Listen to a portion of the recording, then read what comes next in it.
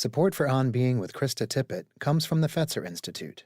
Fetzer supports a movement of organizations that are applying spiritual solutions to society's toughest problems. Learn more at fetzer.org. To say that Ruth Wilson Gilmore is a geographer, which she is not to convey the vast and varied ways in which she is influencing the makings of the future. I can't count the number of conversations I've had on air and off just in the last year alone, in which she was invoked as a mentor and teacher on thought and action and humanity to a new generation of social creativity.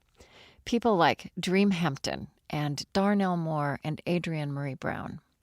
Ruth Wilson Gilmore created the field and the language of carceral geography. This is a frame to see and map and connect all of the dynamics, spatial to spiritual, that make my country, the United States, one of the most punitive in the world. We can measure this simply by the size of our prison populations. Yet when Ruth Wilson Gilmore speaks of abolition, a radical vision of a world without prisons, and another word she's helped popularize, she is working with a long, long view towards making a whole world, starting now, in which prisons and policing as we do them now become unnecessary, unthinkable. In this sense, abolition is not primarily a matter of what to get rid of, but what to build and to orient around. Being present, for example, to human vulnerability and to the ingredients that make for deep human flourishing. The language of abolition, the matters of policing and prisons are fraught and polarizing at the public level.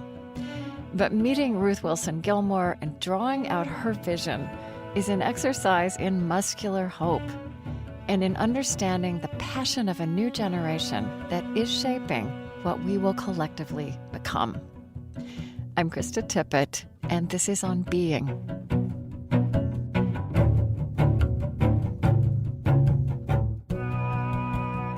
Ruth Wilson Gilmore is the author of several books. She's a professor at the City University of New York, and she's co-founder of several organizations, including the California Prison Moratorium Project, Critical Resistance, and the Central California Environmental Justice Network. She grew up in New Haven, Connecticut, where she came by her inclination to activism honestly. Her paternal grandfather was a janitor at Yale who helped organize the first blue-collar union at that university. And as a tool and die maker for the firearm manufacturer Winchester, her father played a central role in organizing the machinists at that company in the mid-50s. He was known, as Ruth tells it, as a leader organizing for the well-being of the Black community of New Haven.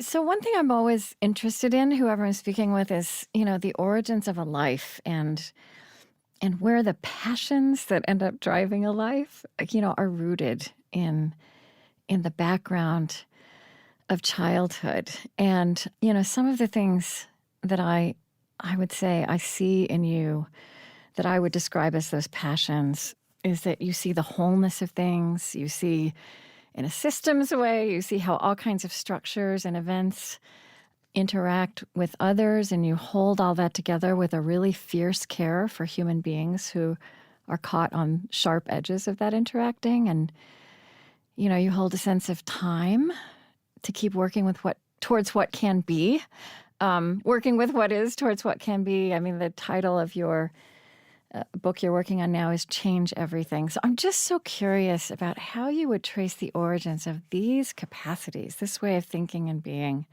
that form and fuel you in your earliest life, like in the soil of your childhood. In the soil of my childhood. I like that image. It's quite beautiful. Well, as I have frequently recounted, I was raised by activists during the long arc of the mid-20th century civil rights movement. I was born right in the middle of the century, the day after the census of 1950. And I was taught as a very young child to be extremely skeptical of whatever I learned in a formal setting, whether the formal setting was television or school or what the bus driver said. And those are all, types of formal settings. And to learn to tell myself and others how I think I know what I know. So that's part of it. My dad used to always say, "How do you know that? How do you know that?" And the answer could never be, "The teacher told me." Right. And I'm a teacher today. And Yeah. sometimes I want my students to say, "Because Ruthie says." Because I said so. Yeah. So it must be so. Mm-hmm. So that's part of it. And whether the skepticism that my father especially, but both of my parents instilled in me and my brothers, arises from that particular question, I'll say as well that as a kid, I didn't like sleeping. In fact, most of my life, I've hated to sleep. Ah. And people say, "Oh, that makes you a workaholic." And I said, "No, it just makes me awake." And so as a kid, I would lie in bed at night, and I was under orders to have the light off. I never had a flashlight, but when I could read, I read. And I'd lie awake in bed at night wondering about things. And having been raised by people who came of age during the Great Depression, and having shared my bedroom with my grandmother, who raised her 7 kids as a widow in the 1920s and 30s, I was keenly aware of the fact that at some mysterious moment in history, all the money disappeared. And when I was a kid, money was always a real thing. It either folded or it jingled. There was, credit cards were not in anybody's consciousness, much less all of the things that people can talk about today. So I would think, late into the night, where did it go?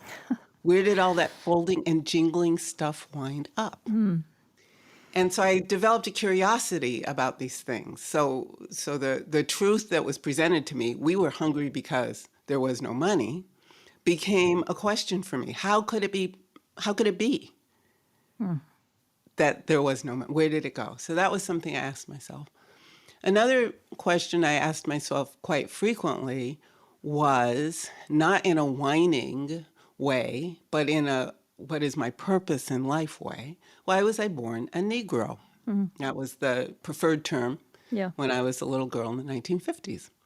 And I would wonder about that. I think this is meaningful. I just don't know what it is. It's not a bad thing. It's the important thing. What is it?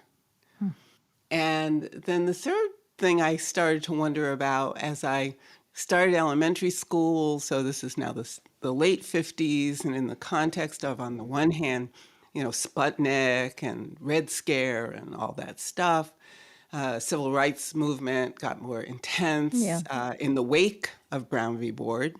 At the same time, we were learning in our classrooms at Lyman Willard Beecher Elementary School that the reason that the settlers, or the colonists, as we said in New England, took the land and established a new nation was because the previous inhabitants of that land, the Indians, had, quote, failed to exploit the natural resources. You remember that those were the words? Those were the words. Oh my gosh, yeah. Those words. I'm almost 73, and those words have stuck with me a really long time. Because those were big words that you can't understand, that explain why it is that the world is such. So all of those things compelled me always to try to figure out, where did the money go, and what do they mean exploit the natural resources, and what's this Negro girl doing, thinking about these things in the various configurations in which I came to adulthood. So it included desegregating a school on my own, and I'm not saying that to whine again. It was a sense of purpose and destiny.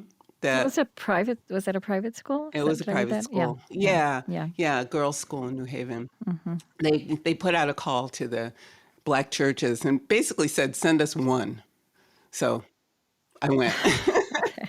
And you were at the Dixwell Avenue Congregational Church. That's right. Yeah. That's right. The oldest black congregational church in the United States was founded, I think, in 1828.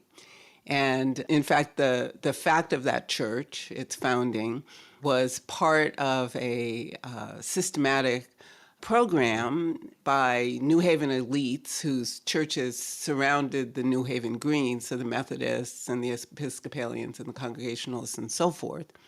The Congregationalists founded Dixwell Church in order to have a place to send red and black and other unwelcome people who would show up at their door for worship Oh, on gosh. Sunday. So they said, here, you have your own place. So that was 1828.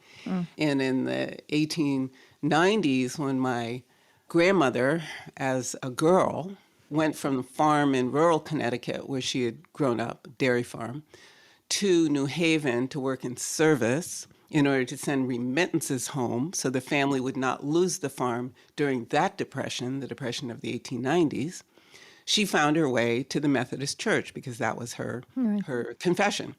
And the Methodists said, no, no, no, this is not your church. You go up the street to the church for you people.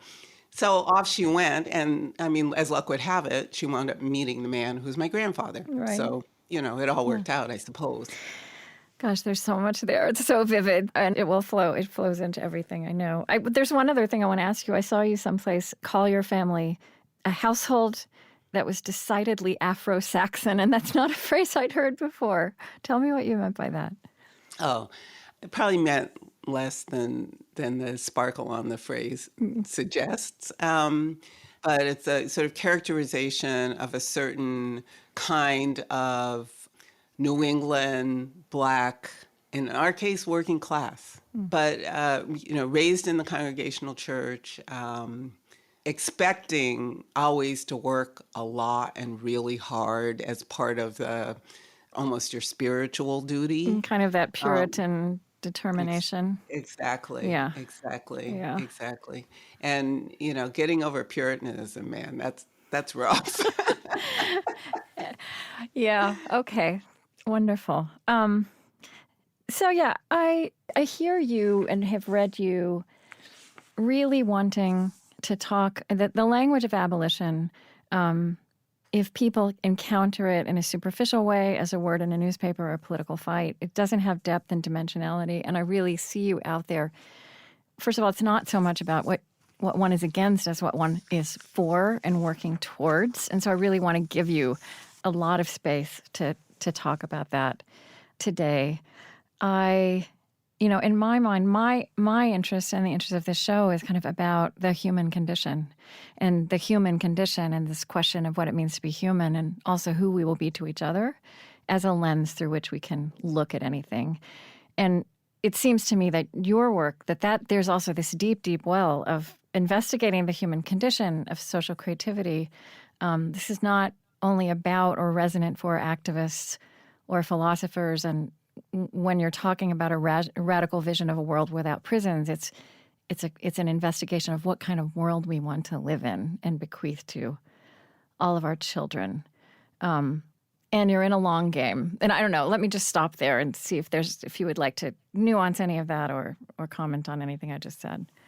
Sure. Very long game. I used to be disturbed when I was young that people older than me, we didn't use the word elder so loosely as it's used today, but people older than me would say, we are fighting for X, and we do not expect to see it, but we want it to happen in our children's lifetimes, or if not our children, their children's lifetimes. And I am now 3 generations from having listened to that, thinking, I don't know whose lifetime, but if we don't continue working really hard toward the world we want, which is, in my view, the world we need, we're doomed. That's what I think. So maybe that little bit of Afro-Saxon persists, remains. Yeah. So let me say a couple of introductory things and Yeah. then expand, and then you can interrupt me if Yeah. I've gone off a cliff. For me, abolition is presence. And many Presence. people, presence, Yeah. right? Present, Presence. I think I have spelled it right. Presence. And for many people, the word abolition or abolish, the verb, suggests an erasure, an absence, a lack, a nothing. And of course, people become disoriented, if not downright frightened, by the thought that people are agitating for erasure, absence, nothingness. We are not nihilists. Abolitionists are quite the opposite in every imaginable way. So what do I mean presence? Well, I turn to the great W.E.B. Du Bois to kind of flesh this out as an example. And I'll talk about the example, and that is what's helped me find examples wherever I use the abolition lens to notice things. Yeah. All right. So in Black Reconstruction in America, Du Bois essentially reread and then rewrote many of the standard texts on Reconstruction. And what he did was to read, as it were, between the lines of what the standard historians, many of whom were, but not all of whom by any means, were anti-Black racist. But he read between the lines to figure out, well, what was really going on during Reconstruction? Now, Du Bois was trained both as a sociologist and as a historian. And that means that he had a very well-developed understanding of how to use archives, which is to say, not only to find a document in an archive that proves something, but also to think very hard about what's lacking in the archives and how the documents, as it were, shape the contours of what's not there that we can then think about. Okay. Right? So many people complain about silences in archives, but that doesn't mean they're actually quiet. Like, it's just like you're just not listening close enough to what's there.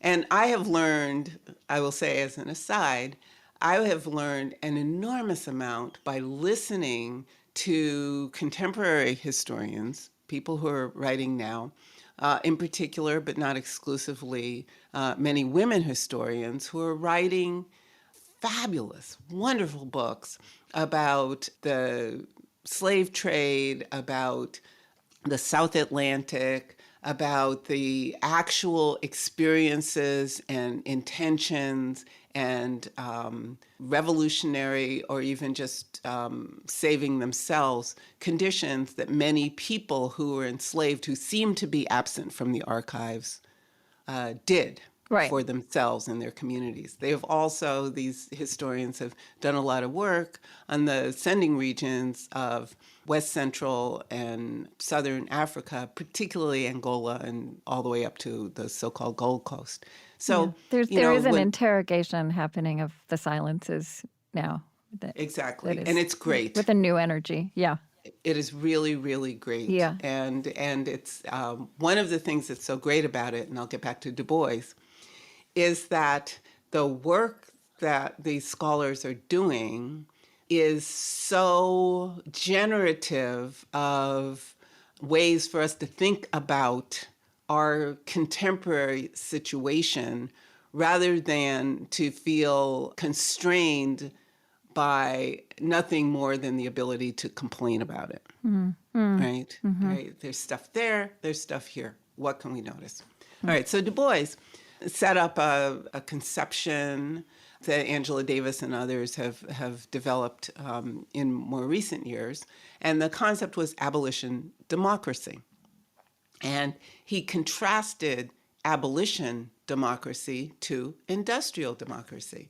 So I asked myself, I've read Black Reconstruction a number of times and taught it many times, how did Du Bois, how might we, reading carefully with Du Bois, understand what abolition is?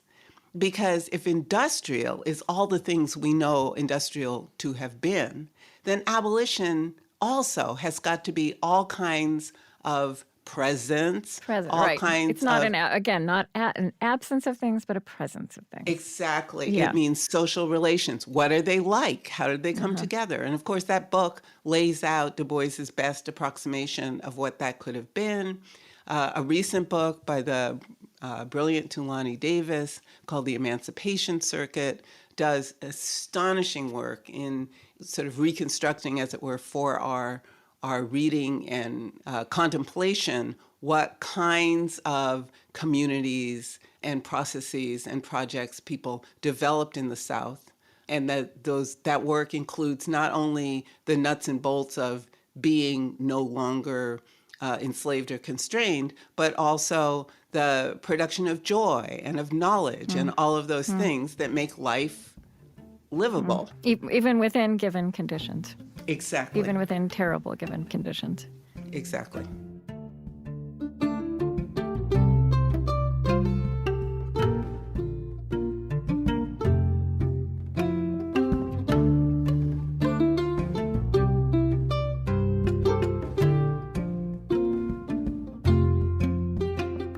I mean, so something that's so fascinating to me is that you, as you have walked through these questions, I mean, you went to Rutgers to begin your graduate work at the age of 43. As you said, as a cranky middle-aged activist packing a couple of drama degrees and a handful of social theory. But the field that you walked into, which becomes your angle in, way of seeing into all of this, is the field of geography. And, you know, I've read you saying that this allowed you to examine all kinds of connections, to think broadly about how life is organized into competing and cooperating systems. And so I want you to keep talking about this, the path you were on, but I want to ask you about some of the specific things that you say that help us understand this, what you see. So for example, each of us is time, space. Mm-hmm. It's true. It sounds true to me, but tell me about it. Oh, boy. One of the exciting things that studying geography made possible for me, and I was, as you just said, somebody who'd been trained in drama, in literature and criticism. I wasn't ever trained as an actor, although I loved to act. I wasn't trained in any of the other practicalities of the theater, although I loved it all for a long time. And after I kind of burned out on the possibility of ever becoming part of the professional theater, because I kind of couldn't stand it, like socially, couldn't stand it.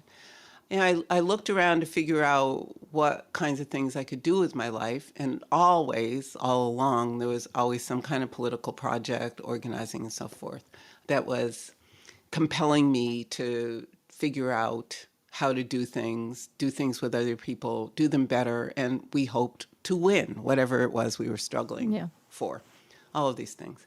In the context of that period of my life, so let's say from the late 70s all the way through the 80s, I was reading and trying to make sense of the world that was changing very rapidly then. The last, decade of more or less of the Soviet Union and many other changes as well, stagflation, the sudden new freedom of banks in the United States to be truly national and not regional. I mean, many things were happening. Also the change in South Africa around the all same of these time. things. Yeah. So there was so much happening, and I was meeting people and doing work and figuring things out. And I thought, I really need to study political economy in a rigorous way, really concentrated, rigorous way. So I did a lot of reading groups. Lots of us would get together, read things, as people do today. It's one of the most beautiful pastimes there is on earth, I think, is reading groups. We read and we talk and we debate and argue. And I thought, well, I'm going to go to school and I'm going to study this stuff in an extremely deliberate way so that I can understand what I know and then use that knowledge well. Yeah. And pursuing geography opened up for me was a couple of things. One is the that the study of geography and the study of drama are actually very similar. They're both about making worlds. And Right. that drama does make worlds. You make a world. You make it, materially, but also ideologically. And then people are invited to participate in that world. And it has, a beginning and a middle and And an that is also end. that had been part of your life drama. Exactly. Yeah. Exactly. Yeah.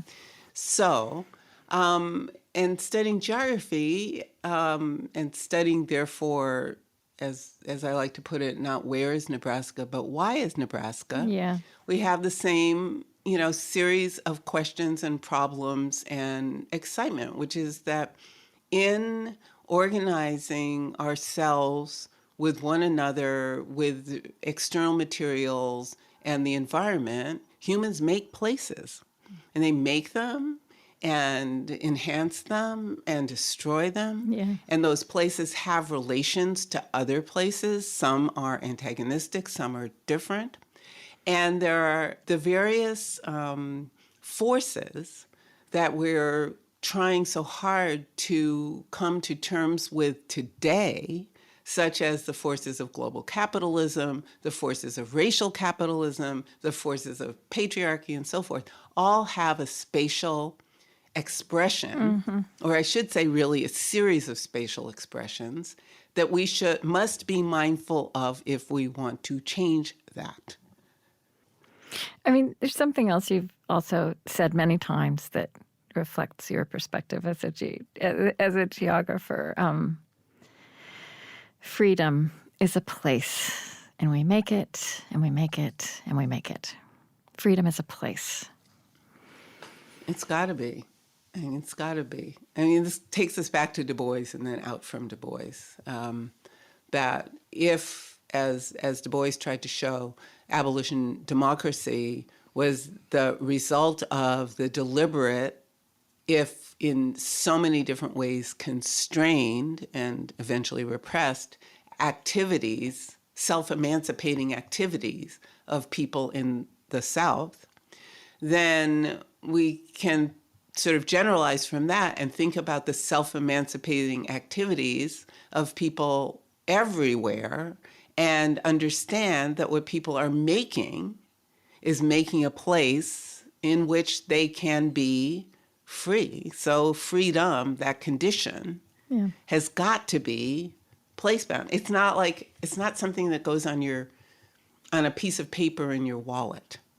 Yeah, and you're also talking about it. This is not always expressed, but I do think that the way the word freedom gets tossed around and internalized, perhaps, in America is as freedom from, right? Freedom from. But you're talking about freedom for. And the freedom that also includes what are our expectations of one another. That's exactly right. Another way that I have tried to give some very open-ended definition to abolition is to call it life in rehearsal. Yeah. So this is life in rehearsal, I hope, invokes in a listener or a reader some sense or sensibility of how interpersonal abolition must be, that there is so much doing involved in making ourselves free, and most importantly, radical dependency, that it's not something an individual can do for themselves or can embody as one person.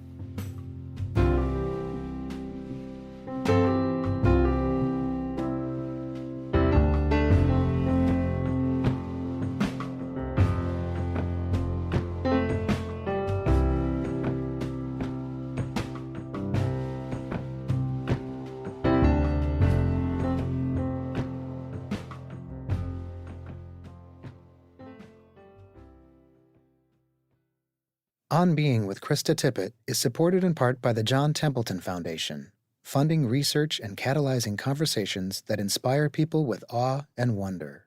Discover the latest findings on neuroscience, cosmology, and the origins of life at templeton.org.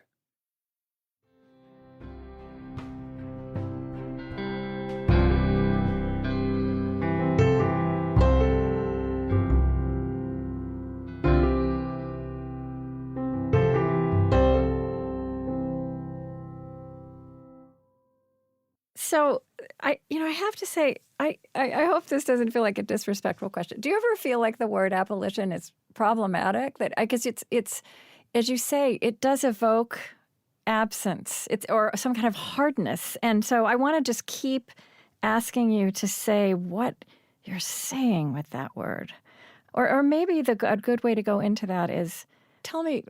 Well, let's go into carceral geography, which is really a category of scholarship that you created and that has shaped so many people and continues to shape so many people. So I want to just read something from The Golden Gulag, which is one of your books. You talked about the common view that prisons sit on the edge, at the margins of social spaces, economic regions, political territories, and fights for rights. This apparent marginality is a trick of perspective because, as every geographer knows, edges are also interfaces. For example, even while borders highlight the distinction between places, they also connect places into relationship with each other and the non-contiguous places. So, too, with prisons. So, for you, talking about this is almost talking about everything. And so maybe one way, and just a manageable way, and is how you begin to answer the question, what is a prison made of? Mm-hmm. How you answer that question. Exactly. So this is going to take us away from, I think, your question about abolition being, for some people, problematic. And I think about that all the time, by the way. Well, I bet you do. It's probably because you have to communicate with it, right? It's not a disrespectful question in the least, although sometimes I do get cranky, but I won't get cranky with you. And I might explain later why I do get cranky. Okay. So, all right, so let's put our heads into prison for a moment and say, what are they made of? They're made of land, they're made of labor, they're made of money capital, and they're made of the state's capacity to organize land, labor, and money capital that way. Right? That's what they're made of. And the labor is both the labor that builds the buildings, the labor that tends the buildings, the disqualified labor that is the prisoners, all of the people who are paid salaries and wages to guard, to clean, to cook, to be nurses, to be social workers, and all of that. All of that is the prison. Now, then we ask ourselves, well, how is it possible for all of this, all of these resources, what we will call factors of production, to be organized in that way? Like, how is that possible? Why not organize them into housing projects, or dams, or roads, or highways, or ports? Yeah. I want to just to really lay out what you end up working on. The breadth of what this becomes, what the geography of prison represents, and everything that is in that complex, and it's so close to life at every level. So I want to read something that you wrote where you just kind of laid out all the different kinds of groups you specifically end up working with. And then I want to ask you to tell a story that I heard you tell, which is very illuminating. So this was something you wrote with James Kilgore on the case for abolition. I think you were actually, for the Marshall Project, I think you were actually responding to a piece that was reductive about what abolition is, perhaps that cascade of assumptions that come from just hearing the word. You said, we work with communities cited for prisons to fight expansion while organizing to secure decent wages and housing in the regional economy. We work with Republican ranchers worried about the water table and with undocumented agricultural workers vulnerable to pesticides. We work with city managers and residents of prison towns disappointed in lockups touted for economic development that never deliver. You write handbooks and advise rural and regional development experts, and on and on. And you told a story in that wonderful conversation you had with Chenjerai Kumanyika at the Free Library of Philadelphia about a group of mothers, I think in Fresno. And it's really a story that kind of illustrates how geographies collide and form about around what we're talking about when we're actually talking about prisons as you say, catch-all solutions to social problems. Would you tell that story about those Mexican mothers in the 80s? Oh, the Mexican-American Mexican-American mothers. Mm-hmm. Yes. A group of women who designated themselves Mexican-American. Yeah. Mexican-American women, mostly housewives, who lived in East Los Angeles. They learned that the state of California was planning to put a new prison in their community. And California had not built a prison since the mid-'60s, so this would have been the first one in more than 20 years. And it was going to be the first of the whole string of prisons that California actually wound up building. So these mothers got together around one of their kitchen tables and said, all right, we don't want this. Let's get busy. And they organized themselves, and they persisted, and eventually they won. So the mothers, though, were not satisfied in winning the fight against that building. They wondered why the government of California presumed that children like their kids were going to fill that prison, because that was the excuse for putting the prison in their community. Yeah. Oh, this is where the prisoners will You said, come what from. is it about prisons in general that makes it likely that their kids would end up there? What is it? So the mothers, did some study, and they learned about the life ways of prisoners. And they learned that a lot of the people in prison had very modest educational attainment. And further, they learned that was because a lot of them missed school. And then they decided to find out, well, why do people miss school? And discovered that one contributing factor is asthma, and that a lot of kids miss a lot of school because of asthma. So they became environmental justice organizers. I mean, really almost before environmental justice was a term of art and term of politics. Right. Trying to fight to reduce the amount of pollution that kind of sweeps across the area of Los Angeles where they live, because it's very close to freeways, and the freeways are carrying diesel trucks 24/7 with products from the Los Angeles ports into the Inland Empire and then distributed across the United States. So those mothers basically did before the abolitionists of the late 90s and this century figured things out. They figured out how to think about what prison is made of beyond some term like crime or criminals. Right. Right? That's the key thing. So they end up coming at a public health action or solution, as you said it in that interview, not to something called crime, but something that is much more profoundly far-reaching, that is vulnerability to organized abandonment in general, of which crime is an expression. I think that is such a fascinating thing. In terms of maybe simple assumptions people would make, I hear you in different places resisting the idea that, of course, race and racism are implicated in incredibly significant ways. And crime, of course, is in this picture. But this vision of what the world we want to live in, which abolition is working towards, is not in a linear way about racism or about crime. Is that fair, what I just said? It is fair. It is fair. Even though both racism and crime are always in the picture. Yeah.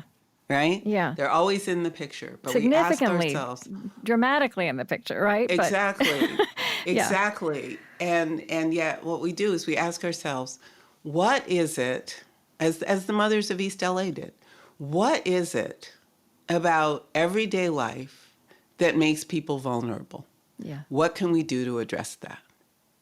Now, we can address that in so many different ways. So asthma is actually something I've become a little obsessed about. Okay. And I'm working with a graduate student now. We're going to put together a map that I think is going to be quite astonishing. And I've never been, although a geographer, all that keen about making maps, but this one is going to be great because it will show an overlay of places in the United States that have been madly expanding their jails, not their prisons, their jails, and how those municipalities are also places where the air quality and water quality control management is extremely lax, if present anymore at all, because we know we've been living through these periods of deregulation, and even when deregulation has not happened in the letter of the law is not followed in spirit. And how do we know that? Because there are no people holding the jobs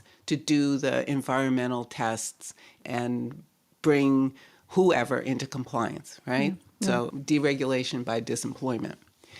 So I'm working on putting that together just as a kind of wow picture to see how these things come together the way they do.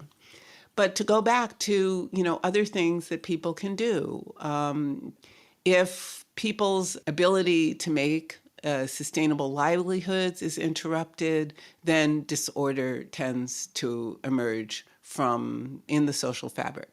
So we work with unions, particularly but not exclusively public sector unions and unions that organize people who work in low-wage, high labor-intensive jobs, whether the work is in agriculture or in home healthcare. Those are both incredibly labor-intensive.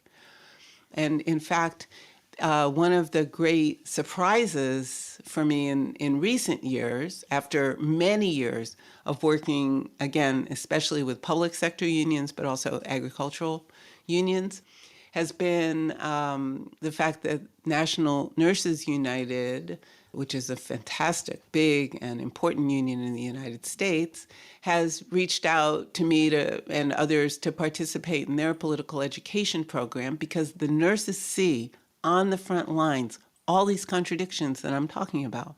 They see the struggle over taxes gives us some insight into why it is that they have patients who cannot afford adequate health care. Mm-hmm. They see the fact of very distant, either for-profit or even not-for-profit hospital corporations makes it almost impossible for nurses and other healthcare frontline workers to have decent working conditions with good ratios to patients, good benefits, and so forth. Yeah. One way you always bring this down to earth is, this language of organized abandonment is another way of talking about what you're saying. And I think one thing that it's very hard to be insensitive or completely unaware of in this world, this society anymore, whoever you are, is this inequity of vulnerability. And so, would you talk about, and just invoking that's what we're talking about. Human beings, places, or some event you did where people have played and prayed, become vulnerable. And that this language of organized abandonment, I find very helpful in terms of shining a different light on what you're talking about. Yes, I'm happy to talk about organized abandonment.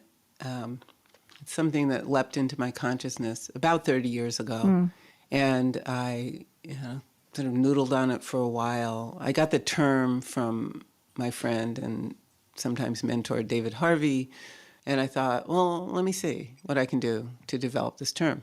And it's just been so incredibly useful because it helps people stop and think about the fact that vulnerability to some kind of harm, to premature death, is in most cases, in the vast majority of cases, is not a feature or a result of an individual's failure. Right. It's not that. There are so many things that go together that produce vulnerability. So an example I like to use is a town in the 1970s or 1980s in the United States deindustrialized. How did that happen?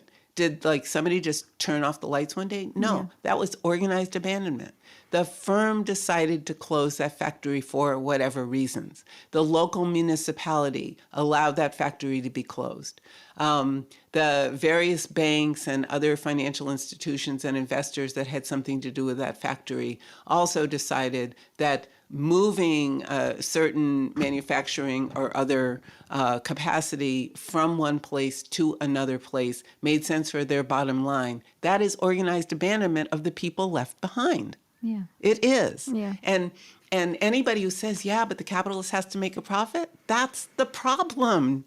That's not the explanation. It's the problem. And I mean, isn't gentrification in this category as well? Sure.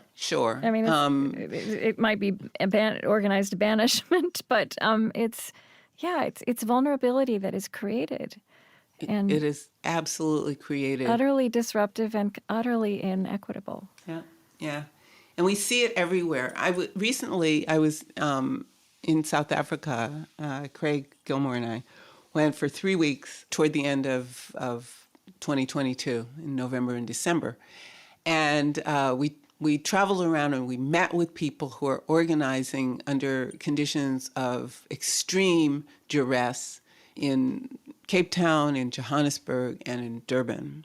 And they're organizing all different kinds of campaigns which have very explicit material expressions. For example, the so-called shack dwellers movement, the material expression is people build a house on some land that the people have occupied. People do it in groups for safety. And then demand resources from the municipality for, water, for electricity, and for protection. And these are really, really difficult struggles. They're not easy. They're not automatic. They're really hard things. When I was there, I was asked by people who had participated in a reading group in anticipation of my arrival to give a talk about organized abandonment, because people who were involved in those campaigns and other campaigns, domestic workers, people doing building occupations, people in rural areas working for a farm system that has not changed much since the end of apartheid, they found organized abandonment so useful for them to think about how they can identify and then try to manipulate the levers of power to get what they need. So when you think about organized abandonment, you think, okay, who are the abandoners? How are they organized? Who says this is okay? Who withdraws resources? Are there ways to raise an impediment to that withdrawal? Are there ways to get it back, including the struggle of making real estate and other developers pay, not by volunteering to build a little bit of affordable housing somewhere, but pay so that communities can remain intact? There's just so many things that organized abandonment opens up. Yeah. And one of the things that it opens up that I've been talking with all different kinds of people about is how organized abandonment creates the conditions for so much disorder because it disorganizes lives that had been somewhat organized. Yeah. Right? So that then compounds into more disorder, and that's what our human beings, that's very, very, very hard on us as creatures, right? That's structure and certainty being stripped away. Exactly. In addition to vulnerability, Exactly. The devastation completely shifts how people understand themselves in the world, understand themselves in relation to one another, breaks relationships, creates new ones. And people are constantly trying to figure out how to learn new things to solve new problems, how to renovate old things to be adequate to new problems, and usually, some combination of the two.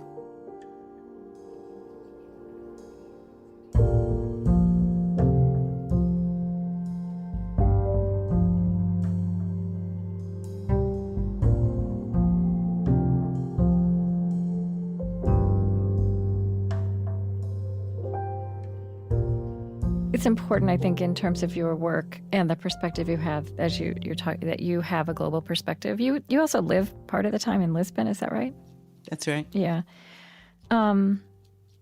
Here's something you've said. In other parts of the world, what one sees is a fact. Where life is precious, life is precious. And this is a phrase of yours that you use a lot. Where life is precious, life is precious. Where different parts of society work together to lift up quality of life, including populations as diverse as the U.S., in places where inequality is deepest, use of punishment and prisons is greatest. Yes. I was just about to say that. Okay. So this becomes a place to start to think about how do you unravel everything that led to this. This is symptomatic of so much else. Yeah. Where life is precious, life is precious. What does that phrase mean to you?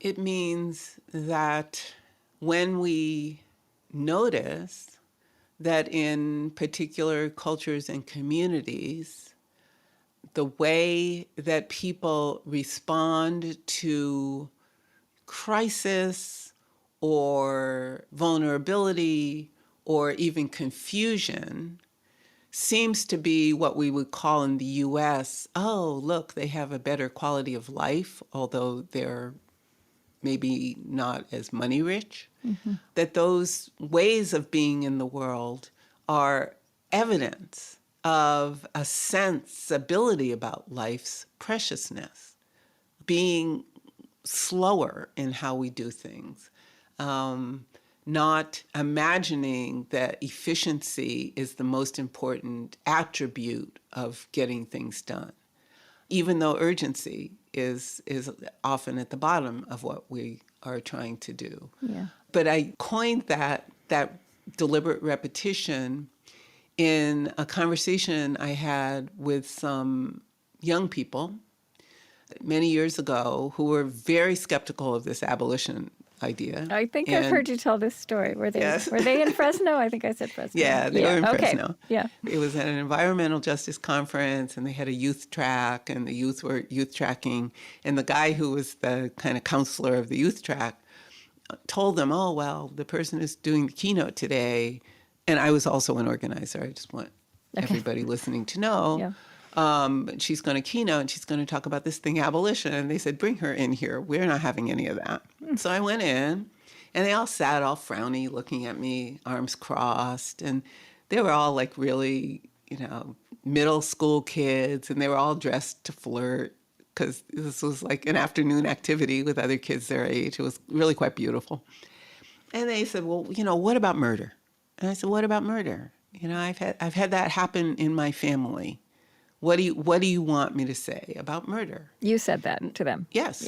Yeah. And they said, well, shouldn't they be sent away forever? And I said, well, how is murdering somebody the response to murder? Like, what I've learned is in places that don't have, for example, life sentences, much less the death penalty, in the event that somebody kills somebody else deliberately, the sentence is short, but people there very infrequently kill somebody else deliberately, which leads me to believe that where life is precious, life is precious. Mm. And so that's how we got to that. I mean, it was a very long, I'm shortening it, for the sake of our conversation today, but we went around a lot, and the kind of crossed arms and the frowny faces started to relax. And then they dismissed me. It's like, okay, enough, old lady, get out of here. We're going to get back to what we're doing. And then at the end of our day-long conference, panels, talks, blah, blah, blah, the youth come out and they get the stage and they get to have the last word of the conference. And they got up to talk about what they had decided were the three most pressing environmental issues for them today. And what they said was police, prisons, and pesticides. So they'd heard and thought about their life and thought about their world and come up with that conclusion, which probably most of the people, adults at that conference, would not have come up with if they had to make a list of three. Yeah. So the kids told us something. And I think it's important to note here that, first of all, again, the long game is very, very important, right? You know better than anyone that so much has to be put in place for prisons, police, or pesticides to significantly recede. So just as we just have a few more minutes, what is that world in which these things no longer seem to be inevitable in the way they feel inevitable with the way we have structured society now, especially in the United States of America? What is that world? What is in that world, and how does that world function that shifts this so significantly?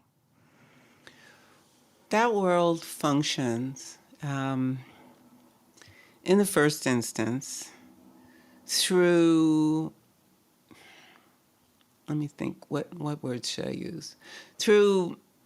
I'll go back to Du Bois to close this out. Through principles of very, very deep democracy. And that is to say, decision-making that happens from the ground up, in which this principle of life being precious helps people decide what to do and how. Now, is this happening in the world? Yes, of course it is. If we look at what the MST has been doing in Brazil, in organizing villages and farm collectives, that's exactly what they've been doing. If we look at how Abashali, the particular shack dwellers movement that I met with quite a bit when I was in South Africa, what they do, they have this deep democracy. And one of my friends from Lisbon, who's a descendant of Cabo Verdeans, was in Brazil at a conference recently. And she said, I was sitting around with all these young people and young adults, and they were talking about land, and they were talking about land in which the assumption was, they didn't have to debate it, they were already there. The assumption was land cannot be alienated, it can never be privatized. So they were talking about how to create the community that they were building based on that, like, literal foundation of land and ideological or philosophical foundation of land. And my friend Christina said, I feel like I'm in the future. Yeah.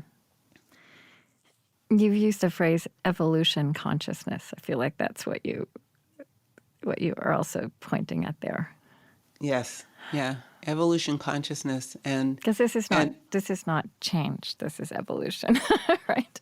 It is. And evolution, of course, it is change, but there are these breaks, and that's a good thing, not a bad thing.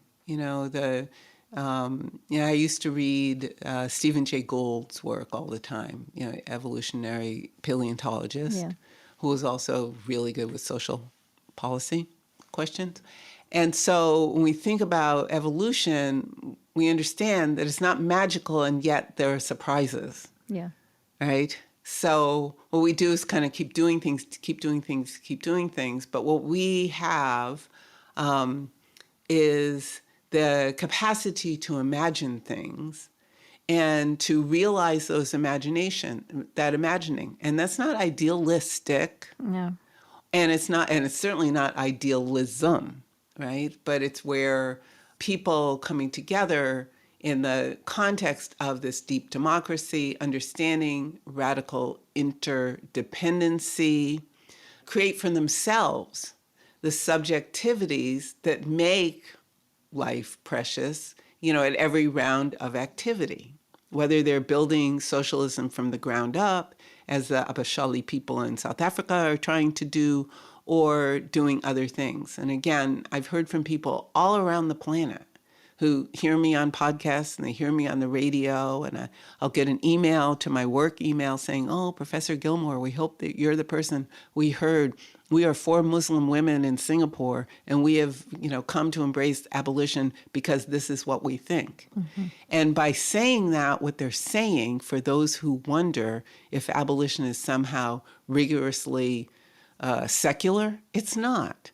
There are all different configurations that people put themselves into because it gives life meaning. So it's not only for the practicalities, but also for meaning. Yeah. And there is no reason, and reason has its limits, there is no reason that kind of, as it were, spiritual plurality cannot coexist with the urgency of creating the conditions for lives to flourish everywhere. There's no reason those things can't coexist.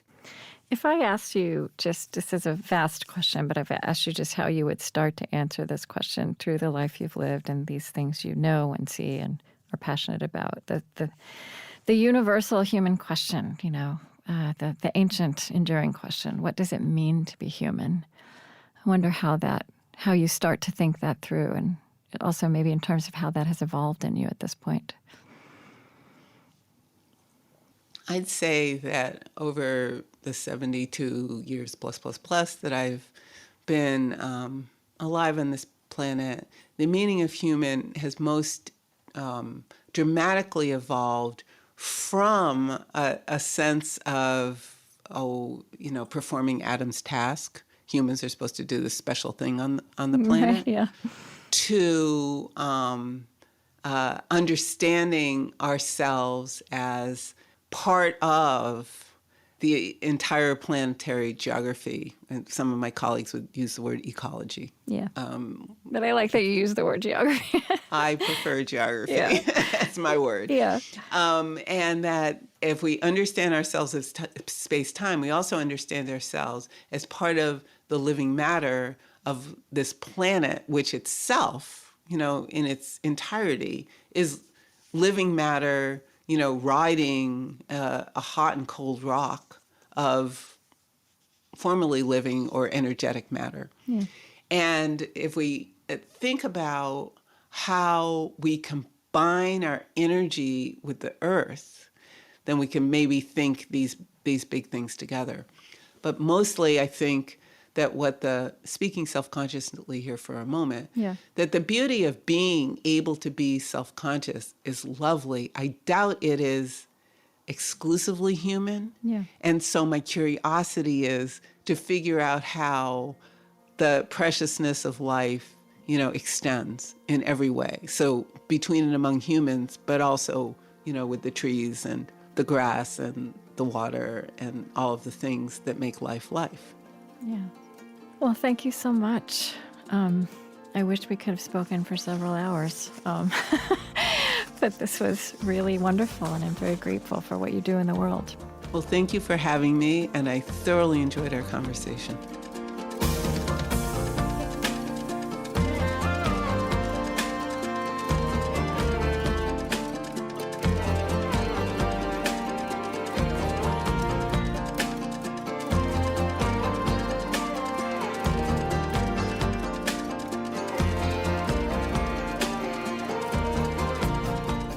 Ruth Wilson Gilmore is a professor of Earth and Environmental Sciences and American Studies at the Graduate Center of the City University of New York, where she's also director of the Center for Place, Culture, and Politics.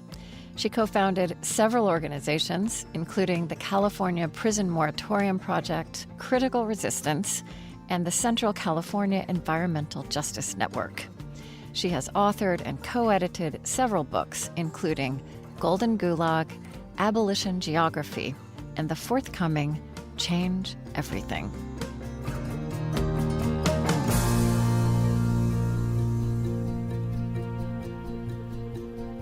The On Being Project is Chris Heagle, Loren Drummerhausen, Eddie Gonzalez, Lillian Vo, Lucas Johnson, Suzette Burley, Zach Rose, Colleen Scheck, Julie Seipel, Gretchen Honnold, Rodrigo Tuma, Gautam Srikishan, April Adamson, Ashley Herr, Amy Chatelaine, Cameron Musar, Kayla Edwards, and Tiffany Champion.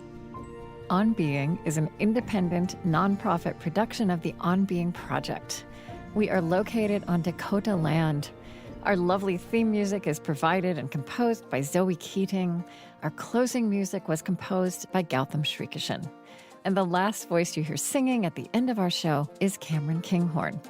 Our funding partners include the Hearthland Foundation, helping to build a more just, equitable, and connected America, one creative act at a time. The Fetzer Institute, supporting a movement of organizations applying spiritual solutions to society's toughest problems. Find them at fetzer.org. Calliopeia Foundation, dedicated to reconnecting ecology, culture, and spirituality, supporting organizations and initiatives that uphold a sacred relationship with life on Earth. Learn more at calliopeia.org. The Osprey Foundation, a catalyst for empowered, healthy, and fulfilled lives. And the Lilly Endowment, an Indianapolis-based private family foundation dedicated to its founders' interests in religion, community development, and education. On Being is produced by On Being Studios in Minneapolis, Minnesota.